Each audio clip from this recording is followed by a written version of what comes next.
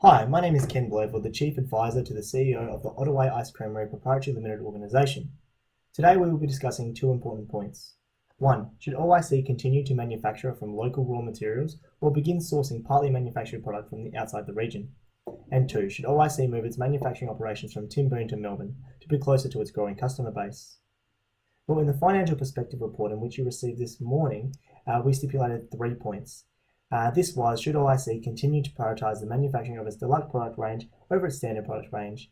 However, this was detailed further and more accurately through a financial perspective, thus it's detailed more in the financial report. However, all 3 points are detailed in the financial report. However, in this quick presentation, I am here to detail only the non-financial implications of relocation. So to answer the first question, should OIC continue to manufacture from raw local materials or begin sourcing partly manufactured products from outside the region? Well, firstly, the company, I believe, should look at their company statement, their goal, and this is to showcase the premium quality produce from their region, including its berries and fruits, herbs and spices, honey, and local dairy produce. Similarly, and to re-argue a point, Simon Sinek, a motivational lead speaker presented on TED Talks, stipulated that people don't buy what you do, they buy why you do it. By this simple analogy, do you think that OIC should change from local produce to imported produce? This would change the why reason, the why they do it, the why, the means of the company and of their goal. As a preparatory means, a relocation budget has already been prepared of $500,000 to pay for all redundancy payouts and set-up fees in the new location. But this will essentially rid the workforce in Timboon of almost all of their current employment. But according to OIC love its people, and people love for working for OIC.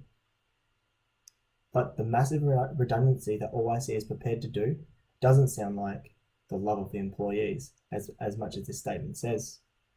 But do you actually think that OIC will be loved by all of its ex-employees when they are all given the redundancy payout, when they are all given the sack? Especially if OIC is the largest single employer in the region, would this not leave the town of Timboon in a very vulnerable state? Do we not have any ethics? Do we not have any morals? Do we not have any responsibility for this particular town? This may lead to several disgruntled employees, am I right? If you were given the sack today, would you be disgruntled? Would you be upset? Would you want to argue? In fact, Connor in 2012 published in Forbes stated that, in general, disgruntled employees have been known to create irreversible damage to your brand, alienate your most valuable clients, leak important company information, stop potential hires, and cause others around them to be upset and disengage in their work. Similarly, Samantha Cooney, who published in 2015 on the Mashable Australia, stated that people at the top of corporate hierarchy forget about low-level employees. However, some former employees, especially at high-profile jobs, companies may find a place to vent in the press. Similarly, Samantha Cooney stipulated that disgruntled employees can really screw up a company's reputation, and it only takes one.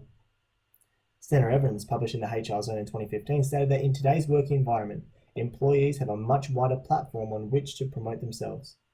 What this means is by LinkedIn, Facebook, Instagram, Snapchat, any social media platform, individuals can publicly humiliate and ruin a reputation of a company. Thus, it is important to think carefully of relocation and the termination of several employees in the workforce.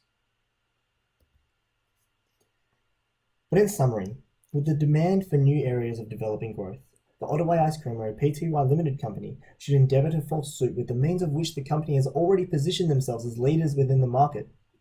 In accordance with the position statement and goal of the company, the OIC's goal was to showcase the premium quality produce from their region, including its berries and fruits, herbs and spices, honey, and local dairy produce.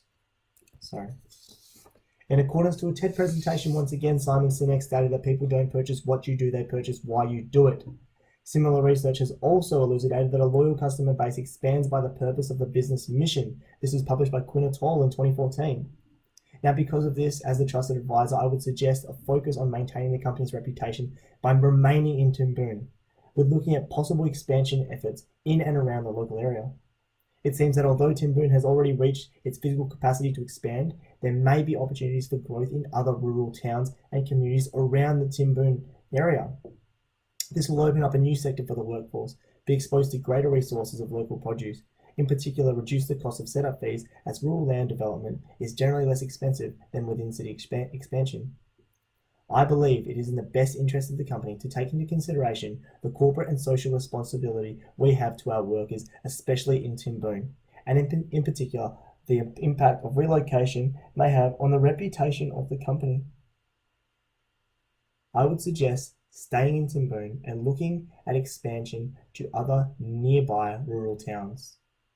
We will be exposed to more regional berries and fruits, more regional herbs and spices, and more regional honey and local dairy produce, in which we can transfer over to cash revenue by export in the near future.